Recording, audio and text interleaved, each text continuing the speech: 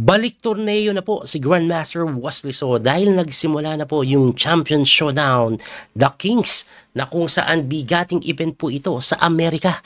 Ang puro kasali po dito, mga American players, puro top player ng Pilipinas. O sino-sino ba sila? Ito po yung mga players ngayon. Ayun, Grandmaster Hikaru, Fabiano Caruana, Lebon Aronian, Wesley So Dominguez at Ray Robson.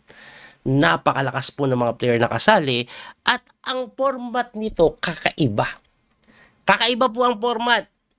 Kasi hindi siya normal na round robin lang, okay, yun na yun. Pero ang format niya, ganito round robin siya, lahat sila maglalaban-laban, pero bawat round, yung isang player, 3 beses mong lalabanan sa iba't ibang time control.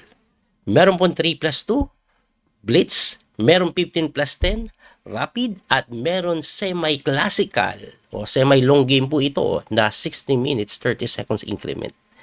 Yun po ang magiging format nila. Ayan, grabe to. Tapos, ang resulta, kung sinong panalo, malalaman kung sinong panalo, depende kung ikaw ay maka 2 points. Kailangan maka 2 points ka para panalo ka.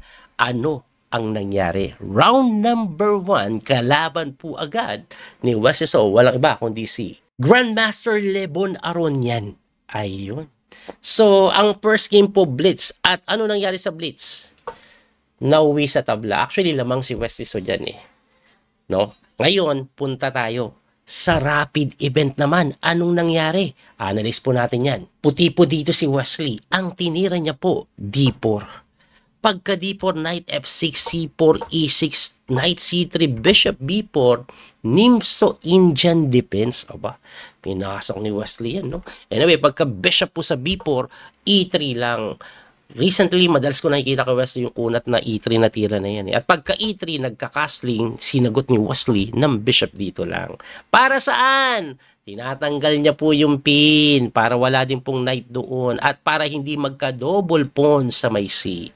Lane niya po yan, medyo makunat. Pagka Bishop dito, nag-C5 naman. Binubuksan ni Lebon na sinagot lang ng A3, which is persado, kainin, binawi na nga ng Bishop, and then nag-Knight E4 para hindi siya malugi. Kasi may pair of Bishop so kailangan niyang patayin yan. Ngayon, pagka Knight E4, nag-Knight lang po sa E2. Para saan? Para hindi nga magka-double pawn. At pagka Knight E2, sinagot po yan ng D6 na commonly after D6, kadalasan kinakapture po ito. Pero si Wesley, tumira po siya ng hindi masyado common.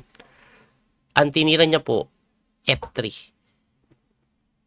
Ang F3 po, inaatake yung kabayo, syempre teenage, and then binawi niya po yan, and then dito na po, nagkaroon na ng novelty. May isang laro kasing natala, nag-Knight C6 Pero si Lebon Aronian, kinapture niya po yung D4 na binawi ni Wesley ng hina. Ayan. So, novelty na po yan. At kung papansin ninyo, Lebon Aronian, tumaas pa yung time, mabilis. Si Wesley nabawasan ng konti.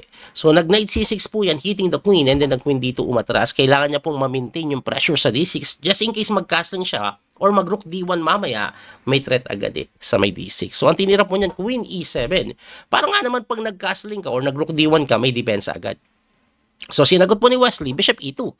Pagka Bishop E2, B6, para makalabas yung Bishop, kinaslingan lang.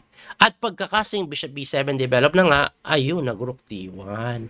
Pressure po sa D6, dinepensahan, of course, and then B4. At sabi ng engine, slightly better for white kasi medyo lamang sa space. Anyway, pagka B4, nag-H6 lang yan. Tamang pasingaw lang. Nasinagot naman ni Wesley ng Rook C1. Tamang, let's activate a Rook. Ngayon, nakita ni Lebon yung Rook C1. Sabi niya siguro, uy, umalis ka sa A-file. Umalis ka sa A-file. Mabuksan nga by playing A5. Di ba? Kasi pag kinapture mo yan, pwede mag-Knight takes. Weak po yung A3 mo. O, weak pa to. Kaso, mali yan.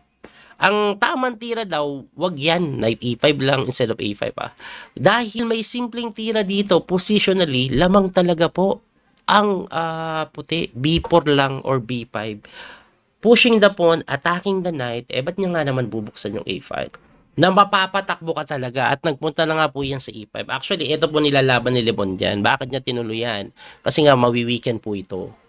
Yan talaga yung plano niya Ang problema, nakalimutan niya na may counterplay sa B6. Pwede daw po mag-Queen D4, clearly better ang white, kasi later on may Knight A4. Though ang tinira ni Wesley, Knight lang po agad.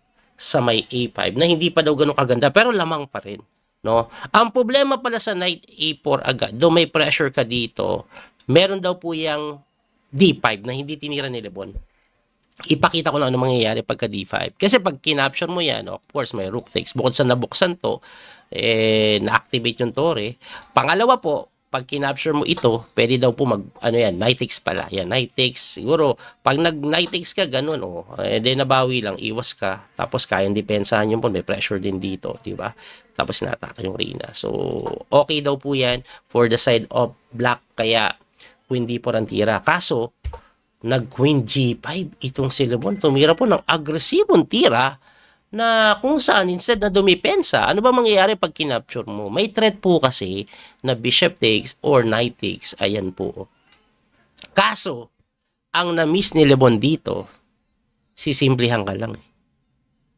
E4. E4, naharangan yung bishop, may threat po na F4, nakahang pa rin ito. Paano mo didepensa ng sabay? Kaya nga ang ginawa ni Lebon, umatras yung kabayo para depensahan yung B6 kasi wala namang ibang way. Ang problema dyan, pagka takes sa queen, pawn takes, rook takes, 1 pawn up. 1 pawn up. Nag-knight C5 yan, natake yung kanyang tore, pero rook takes lang po sa B6. Binigay yung kabayo kasi bagsak din yung bishop. At ito pong ending na ito ay 2 pawns up advantage for Wesley. Definitely better. Lamang. So, nag-knight C5 umatras, inatake, and then, persado depensa niyan. Kasi pag ginalomot, itutulak yung pawn eh. Kaya ginanyan, pinalit, and then so, kinuha yung open file, at ito po, 2 pawns up na. So, ang mangyayari dyan, endgame, lalapit pareho yung king. Ayan, activating the king, and then mag-G4 or mag-F4, pero kumounter muna sa may H2, dinipensahan, nag-king move, nag-king move and then H4 para mapalit na. Ayan, pinalit na nga po at this is winning. Kaso hindi pa ito madali Lamang to kasi 2 pawns up. Pero ang problema ni Wasiso dito, ang ganda ng pagka-block ng kabayo dyan. Pwedeng umatras yan dito, ganun eh. Though hindi makakain, saan pupunta yung white king? Yan ang tanong, saan lalaro? So ang ginawa po niya, nag-E5 para hindi makalapit yung king in F4. Nag-knight lang po sa E6, kinapture, takes, tapos kining mo ba ni? Kailangan niya kasi makapunta dito. Ngayon, syempre may check, balik ka. Pagkabalik king C5, nag-bishop move, nag-knight move na naman, kining mo ba na yun. So, dadahan-dahanin. Okay, medyo nakakatakot lang po kasi may king D4. Pumapasok yung king, no? Umatras po yan doon. So, bakit binigay yung pawn? Pag kinain mo, hindi pwede dahil may check, ayun. Kaya nga, tumalon muna yung kabayo. Pagkatalo na kabayo, tinulak na yung pawn. Kinapture yung pawn and then lumapit na yung king. And this is definitely winning. 2 minutes of Wesley. 13 seconds na lang. Si Lebon na ron yan. Nag-king B3. Tratrapin yung bishop po. Trap po yan. Kaso, kining mo ba lang eh. Ano bang mangyayari pag trinap? Pupunta lang dito, ibibigay. Kasi hindi maabutan yung pawn. Kaya kinain na lang yung pawn. Ngayon, pagkakain sa pawn, eto matindi. Ang tamang tira daw dito is H5. Hindi nga maintindihan yung H5 na yan eh. Ang tinira kasi ni Wesley, King G6, blunder. Lamang pa rin daw, pero dahil sa King G6 na yan, lumayo kasi yung king. Eto kasi gusto niya, tapos tulak na ganun, medyo matagal daw po yan. Kasi may tirada pala dyan, no? Pakita ko lang, no? Hindi nakita ni Lebon ito. Ang tinira niya kasi King B ito, mali. Ang tamang tira daw is A4. Baka makatabla pa. Kasi pagka takes mo dyan, malayo-layo yan, King B2. Wala. Dahil pag pumunta dito, okay, tirahan ka lang ng King C3. Saan pupunta? Babalik? Di pabalik-balik tayo ngayon. Pabalik-balik. Kasi nga, yung pawn malapit na. Diba? Malapit na eh. Anyway, tingnan po natin kung anong nangyari. Ayun. Kaya nag-king move na nga doon, ang tinira king B2, pagkatira doon. Ang pinakaiba po kasi nito, pag tumira ka nito ngayon, may bishop B5. At pag tinulak mo, may kain. Kaya dapat nandito na siya. Para pagkalapit sana ng king, punta siya doon, nandito na yung pawn, may tulak na agad. Di ba? Yun yung malaking pinakaiba niya eh. Anyway, ang tinira ay nag-push ng pawn. Iba na. Kasi may bishop C4. Uy, nabantay yan, sir.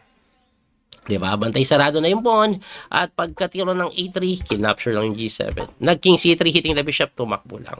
At nag-resign na lang. Or baka naubusan po ito ng oras. Bakit? Losing na din. Kasi, siguro isipin nyo, coach, pwede iharang ata. Tapos magpo-promote din. Hindi, kakainin lang. Magpo-promote ba? Hindi. Dahil may check. Yun ang nangyari. At dahil doon, panalo si Wesley sa Rapid. So, 1.5.5. Punta sila sa Classical ngayon. Anong nangyari sa Classical? Itim naman si Wesley. So, dito, bibilisan ko lang ng konti. E4, E5. So, ang nangyari po, Italian opening. So, pagka Bishop C4, nag-D3 lang. Medyo parang pang-beginner na makunat. Knight F6 develop. Ayun, A3 lang para hindi makapin later on.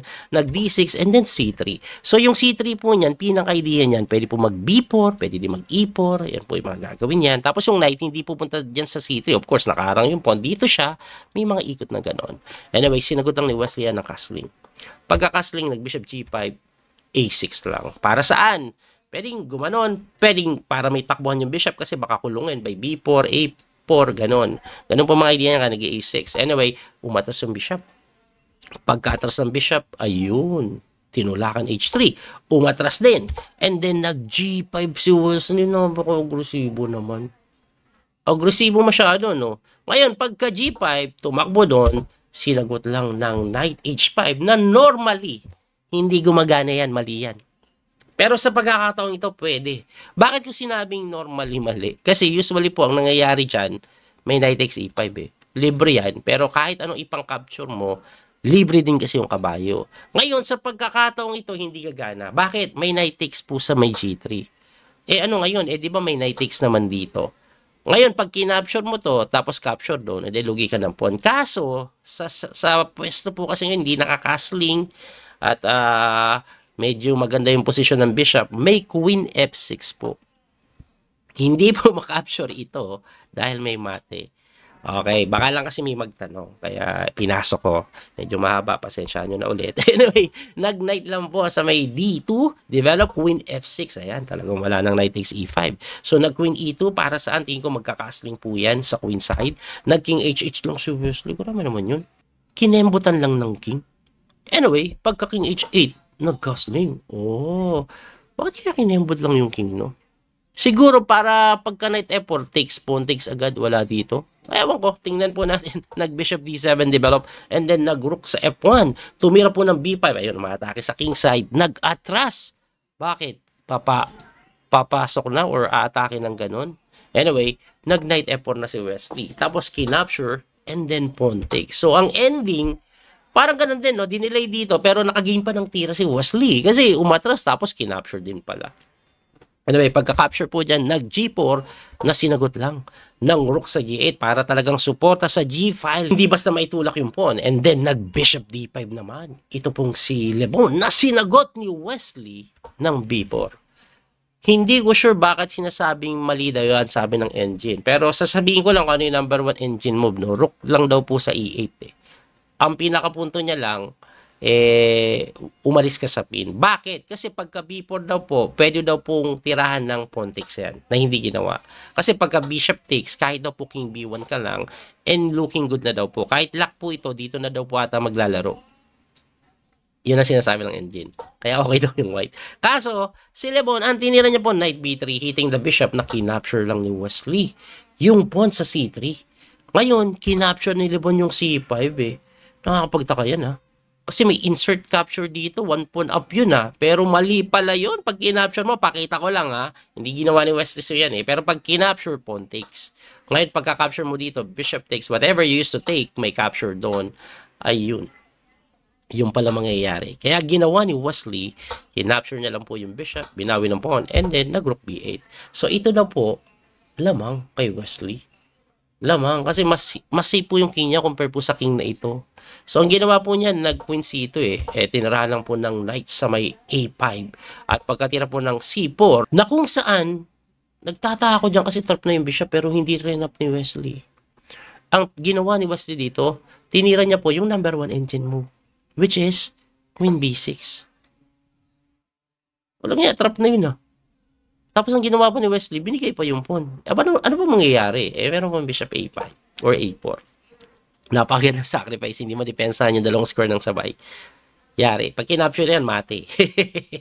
Galing ni West, no? Nakita niya yung Queen B6. Siyempre, nakita po yun ni Lebon. Nanakbo. Pagkatakbo, Queen check, tumakbo, Bishop A4, pinalit, kinapture, takes, and then simple King G7. Wala na. Endgame na to eh. Tapos C6, hindi pa rin madepensahan. Trap yung Bishop. At yun yung nangyari. Nag-rook B1, C6. Winning si West. So, ang nangyari, kinapture na ng F7. Ayan, siyempre, dadahan-dahan yung palit ni Wesley. One piece up eh. Hindi ko na in-explain kasi normal na lang yung ginagawa. Siyempre, pasok. Ayun, umatras yung kabayo. Takes. Umikot lang yung kabayo. Inatake yung pawn. Kining mo man lang. Sige, kainin mo. Kain lang to. At one piece up pa rin yan. Next move, knight tatalon dito. Ayun, grabe. One piece up eh. Dapat nga dyan, i-resign na. Pero tumuloy pa yan eh. Nag-rook move. Knight.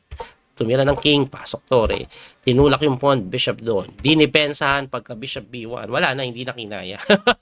One piece up. Sugswang pa. To be honest, kahit wala po ata to, winning pa rin eh. Parang winning pa rin eh. Ipit na ipit eh. Anyway, mas masagwa dahil may ganun. At ang ending, 2.5 si Wesley. So, panalo po siya sa match kay Lebon Aronian. Magandang simulain para kay Wesley, Lakas ni Lebon. Si Lebon pa inubos niya. Ngayon, ano ang standing? Ito po ang standing. Tignan po natin. Leading po agad si Fabi at si Wesley. Alam niyo kung sino tinalo ni Fabi? Si Hikaru Nakamura. Tabla ata sila Rapid and Blitz. And then, tinalo niya si Hikaru sa long game. Si Wesley naman, yun nga, tinalo si Lebon. And then, tabla po itong si Dominguez at si Ray Robson. So, yan po ang standing sa kasalukuyan. Ang next round ni Wesley. Tingnan lang natin kung sino yung next round niya. Round number 2 niya, walang iba, kundi si Fabi! Gandang laban to, Karwa na kalaban niya agad. Pwede mag-live, Anyway, abangan niyo po yung mga susunod na video natin. Muli, ito po yung Coach PD Master, Daniel Causo. Hanggang sa muli pagkikita. God bless po mga kabiyay. Don't forget to like, share, follow, and subscribe. Bye-bye! That little mouse, 'cause I'm an albatross.